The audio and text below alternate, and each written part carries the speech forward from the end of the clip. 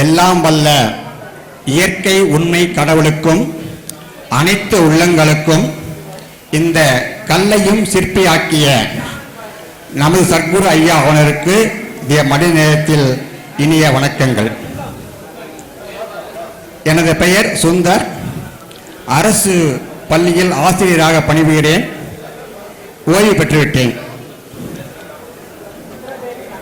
சீக்கிரம் முடிச்சிடுறேன். ஒரு 4 ஆண்டுகளுக்கு முன்பாக கொஞ்சம் கவனிச்சுக்கலாம். எனக்கு ஜோதிடம் என்பதே பிடிக்காது. கடவுள் நம்பிக்கை இருக்காது. கடவுளை திட்டுவேன், ஜோசியத்தை நம்ப மாட்டேன். சில நேரங்களில் வாழ்க்கையில் நிறைய துன்பங்களும் இன்பங்களும் கலந்து வரும். அந்த நேரத்தில் எனக்கு வாழ்க்கையில் ஒரு மிகப்பெரிய துன்பம் ஏற்பட்டது. அப்போ மனசு ரொம்ப கஷ்டப்பட்டது. அந்த நேரத்தில் யூடியூப் சேனலை பார்த்துட்டே இருக்கும்போது ஐயாவோட தொடர்பு கிடைச்சிது. அப்போ யூடியூப் சேனலை பார்த்து அப்புறம் டிவிடி சார் படிக்கலாம், என்ன பார்க்கலாம், என்ன சொல்கிறாங்க அப்படியே டிவிடியில் வாங்கி படித்தேன். ஒரு 4 டிவிடி தான் படிச்சிருப்பேன்.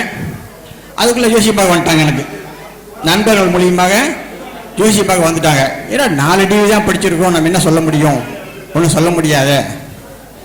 சரி வர சொல்லிடுவோம், ஏன்னா மொத வர்றதை நம்ம விடக்கூடாது அப்படி சொல்லிட்டு அதில் வர சொல்லிட்டேன். நண்பர் தான் அவர். வர சொல்லி அப்புறம் ஜோசியெல்லாம் போட்டு பார்த்த பிறகு அந்த ஐயாவை நினச்சிக்கிட்டேன், சர்க்குரு ஐயாவை நினச்சிக்கிட்டேன். 4 டிவிடி தான் வாங்கியிருக்கேன். எனக்கு ஜோசியம் சொல்ல தெரியாது. அதனால் நீங்கள் தான் என்னோட ஆன்மாவில் உள்ளத்தில் புகுந்து சொல்லணும் அப்படின்னு அதை நினச்சிட்டு சொன்னேன். ஐயா அவங்க மனைவிக்கு மூளையில் ஆப்ரேஷன் பண்ணணுமே அப்படின்னு. என்னங்கய்யா திடீர் இப்போ சொல்லிட்டீங்க அப்படின்னாங்க. இல்லைங்கய்யா, என்னுடைய மனசு அதான் சொல்லுது, அதனால் நீங்கள் ஆப்ரேஷன் பண்ணி தான் ஆகணும் அப்படின்னு. அவர் மனசு கொஞ்சம் கஷ்டப்பட்டுட்டு போயிட்டார். அப்புறம் திரும்பி கூப்பிட்டு, எங்கள் குருநாதர் இருக்கிறாரு, திருப்பூரில் இருக்காரு, உன் நம்பிக்கை இல்லைன்னா அவர்கிட்ட போய் நீங்கள் பாருங்கள், நான் அவர்கிட்ட அப்பாயின்மெண்ட் வாங்கி தரேன் அப்படின்னேன். சரி ஐயாவுக்கு ஃபோன் பண்ணி இது போல் வராங்க ஐயா, நீங்கள் பா சொல்லுங்க அப்படின்னேன். சரி அவர் என்னை கூப்பிட்டாரு. என்ன ஸ்கூல் இருக்குது, என் ஸ்கூலில் இருக்குது, வர முடியாது, அதில் நீங்கள் போயிட்டு வாங்க அப்படின்னு அனுப்பிச்சேன். சரின்னு போனாங்க. ஐயாவை போட்டு பார்த்துட்டு, இதுவேளை உங்களுக்கு மூளை 2 ஆப்ரேஷன், நான் ஒன்று சொன்னேன், ஐயா 2 ஆப்ரேஷன் பண்ணணும், ஆனால் உயிருக்கு எந்த ஆபத்து கிடையாது சொல்லிவிட்டு இந்த தெய்வத்தெல்லாம் வணங்குவேன்னு சொல்லிட்டு அனுப்பிச்சிட்டார். அனுப்பிச்சிட்டு போன உடனே ஐயா எனக்கு ஃபோன் பண்ணுறாரு. நீங்கள் அனுப்பிச்சால் வந்தாங்க, நீங்கள் சொன்னதையும் சொன்னாங்க, அது உண்மைதான் அது, ஆனால் நீங்கள் 4 டிவிடிலேயே இது மாதிரி சொன்னது ரொம்ப எனக்கு ஆச்சரியமாக இருக்குது அப்படின்னாங்க. அப்படி இல்லைங்கய்யா, இந்த பெருமாள் சக்தியின் பேராற்றல் நீங்கள் தான் என்னோட உள்ளுணர்வில் பூ சொல்லியிருக்கீங்க அப்படின்னு ஐயா ரொம்ப சந்தோஷப்பட்டார். அது பிறகு இப்போ 35 டிவிடி வாங்கியாச்சு. இப்போ போன வாரம் ஒரு ஜாதகம் வந்தது, திருமண பொருத்தம் தான். அதாவது இது நடந்தது, சொல்லி நடக்காது ஒன்று இருக்கு இல்லையா, சொல்லி நடக்காதது யார் சொல்லவே இல்லை. காலையிலேருந்து நடந்த சொன்னீங்க, நடக்காது சொல்லவே இல்லை, நடக்காது சொல்கிறேன். நான் கிட்டத்தட்ட 50 ஜாதகம் பார்த்தாச்சு. அந்த ஒரு பையனுக்கு 50 பொண்ணு பார்த்துட்டு என்கிட்ட ஜாதகம் வருது, 50 ஜாதகம் வருது. நான் ஒவ்வொரு தடவையும் நடக்கும் தேதி குறித்து கொடுக்குறேன். அந்த தேதி இன்னும் வரலண்ணா, அந்த தேதி இன்னும் வரல. அவங்க என்ன பண்ணுறாங்கன்னா வேறு இடத்துக்கு போகிறாங்க, அங்கே நடக்குங்கிறாங்க. அதாவது அங்கே என்கிட்ட பார்க்குறது நம்ம முறையில் பார்க்குறோம், அவங்க வேற போகிறது பாரம்பரியக்கிட்ட போகிறாங்க, அவங்க நடக்குங்கிறாங்க. திரும்பி ஏன்ட்டு என்னங்க நீங்கள் நடக்குங்கிறீங்க, அவங்க நடக்காங்கிறாங்க, என்னங்க அப்படின்னு. நிச்சயம் நடக்கும் அப்படின்னு அவங்க என்ன சொல்கிறாங்க, நட்சத்திர பொருத்தம் மட்டும் பார்க்குறீங்க நீங்கள், அது ஒத்து வராது, இதையும் பார்க்கணும், அதையும் பெற்று, அது ஊறுகாய் மாதிரி, இது சாப்பாடு மாதிரி, ரசம் கூட்டு பொரியல் மாதிரி இது அப்படின்னு. அது எப்படிங்க அப்படின்னாங்க. அப்போது நான் சொன்னேன், நீங்கள் 2யுமே பார்க்காதீங்க, ஒன்று அதை பாருங்கள், ஒன்று இதை பாருங்கள், 2யும் பார்க்காதீங்க அப்படின்னு. இப்போ நேற்றுக்கு அதே ஜாதகம் திரும்பி வந்தது, கண்டிப்பாக நடக்கும். அப்போ என்ன சொன்னேன், நீங்கள் தபாலில் மட்டும் அனுப்பாதீங்க, ஜாதகம் பொறுத்து பார்க்குறோம்னா பெண் வீட்டுக்காரங்க 4 பேர் கூப்பிட்டு நீங்கள் 4 பேர் வாங்க, நான் விளக்க சொல்கிறேன் உங்களுக்கு, அந்த விளக்கத்தை ஏற்றுக்கிட்டா நடக்கும். நீங்கள் நேர்த்துக்கலைன்னா அந்த பையனுக்கு கல்யாணம் நடக்கிறது கஷ்டம் அப்படின்னு. ஆனால் இது வரைக்கும் நடக்கலை. அந்த டேட்டு குறித்து கொடுத்துருக்கேன். அந்த பெருமங் சக்தியினுடைய பேராற்றல் தான் அந்த பையனுக்கு திருமணத்தை நடத்தி கொடுக்கணும். அதே மாதிரி உணர்வு தான் காலையில் அதிகம் பேசியிருக்காங்க. ஒரு எடுத்துக்காட்டு என்னன்னா, நான் பாட்டிலில் தண்ணி பிடிக்கும் பாருங்களா, தண்ணி பிடிக்கும் போது பைப்பு திருப்பி தண்ணி பிடிப்போம். அப்போ ஃபஸ்ட்டு அந்த பாட்டில் நம்ம கை பிடிக்கும் போது லேசாக தான் பிடிப்போம். தண்ணி நம்ப அது நம்ம அழியாமல் கை டைட் ஆகிடும். ஆனால் பாட்டில் கீழே உழுவாத. அதான் உள் உணர்வு. அந்த உள்ளூர் தூண்டப்பட்டு அந்த பாட்டில் இறுக்கி பிடிக்குது. அப்போ உள் உணர்வு தேவை. இந்த பிரபஞ்சத்தில் முதல் குழந்தை பிறந்தோடனே அழுகுது. ஏன்? அந்த பிரம சக்தியின் பேரால் கதிர்வீச்சு அந்த உடம்பு மேலே படுது. அந்த பிஞ்சு குழந்தை பட்டவுடனே ஓன்னு அழுகுது.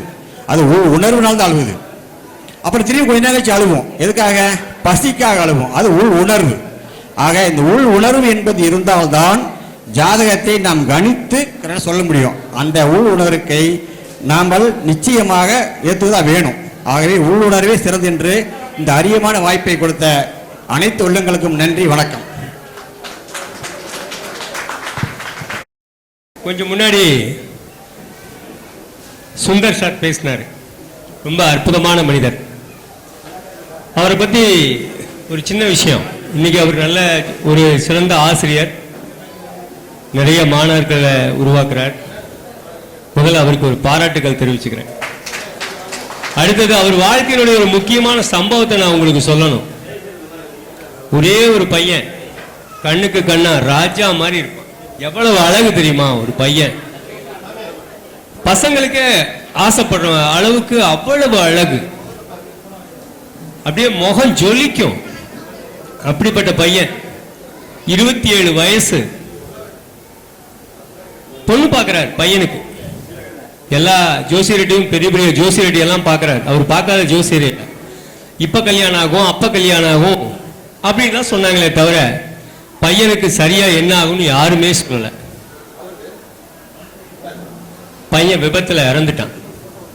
எவ்வளவு ஒரு கஷ்டமான ஒரு நிலை. ஒத்த பையனை வச்சிருந்து வேற குழந்தைகளும் இல்லை. இந்த வயசான அந்த காலத்துல பையனு மேல எவ்வளவு உயிர் வச்சிருப்பாங்க. சொல்ல முடியாத வருத்தம். என்கிட்ட பார்த்தாரு. நான் எல்லாம் உண்மையும் சொல்லிட்டேன். அதுக்கப்புறம் அவருக்கு ஒரு அதிர்ச்சியான ஒரு விஷயம் சொன்னேன். அப்ப என்ன அதிர்ச்சியான விஷயம் தெரியுங்களா? அவருக்கு வயசு 60, ஆனா உங்களுக்கு 2வது குழந்தை பிறக்க போகுதுன்ட்டேன். இது யாராவது நம்ப முடியுமா? 2வது உங்களுக்கு ஒரு பையன் பிறகுறான் சார், அந்த பையனுக்கு நான் பேர் வைக்கிறேன் சார் அப்படின்ட்டேன். அவர் என்னன்னாரு, என் ஒய்ஃப் மெனோபாஸ் இல்லை, எதுவும் இல்லை, எப்படி எனக்கு 2வது குழந்தை நடக்குது சார்? உங்களுக்கு கரெக்டா நான் சொன்ன மாதிரி செய்யுங்க சார். 2வது பையனும் பிறந்தான். அந்த பையனுக்கு பேரும் வச்சு கொடுத்தேன் ராஜா மாதிரி. இறந்த பையன் மறுபடியும் பிறந்து வந்திருக்கான் அவருக்கு.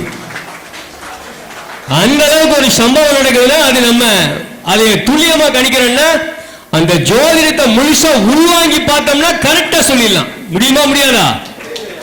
அதுதான் ஜோதிடம். அப்படிதான் சொல்லணும். புரியுதா? பாருங்க, நிரூபிச்சு காமிக்கிறேன். உங்க முன்னால அவர் இருக்காரு. உண்டா இல்லைங்களா சார்? ஆமான்னு சொல்றாரா? அந்த மாதிரி தான் சொல்லணும் ஜோதிடம். ஏதோ வாய்க்கு அந்த மாதிரி அழகா சொல்லக்கூடாது. வாங்க சார். இதுதான் நான் சொன்ன. வாழ்க்கையில் ஒரு துன்பம் ஏற்பட்டதுன்னு சொல்லக்கூடாது சொன்னேன். வேற ஒன்றும் கிடையாது. வாழ்க்கையில் ஒரு துன்பம் ஏற்பட்டு நிவர்த்தி பண்ணி நான் சொல்லக்கூடாது சொன்னேன். சார் சொல்லிட்டார். இந்த நேரத்தில் வந்து சாருக்கு வந்து நான் எப்படி நன்றி சொன்ன தெரியல. இல்ல நான் சொல்லணும். எதுக்காகன்னா இறந்த ஆன்மா அவருக்கு வழி நடத்தும். அவர் குழந்தைய வழி நடத்தும். அடுத்து வந்த குழந்தைய ஆசீர்வதிக்கணும். அடுத்தடுத்த நல்ல சம்பவங்கள் நடக்கணும். இதைத்தான் சொல்ல நினைச்சேன். நன்றி. விழாவை தொடருங்க. தேங்க்யூ. தேங்க்யூ. தேங்க்யூ.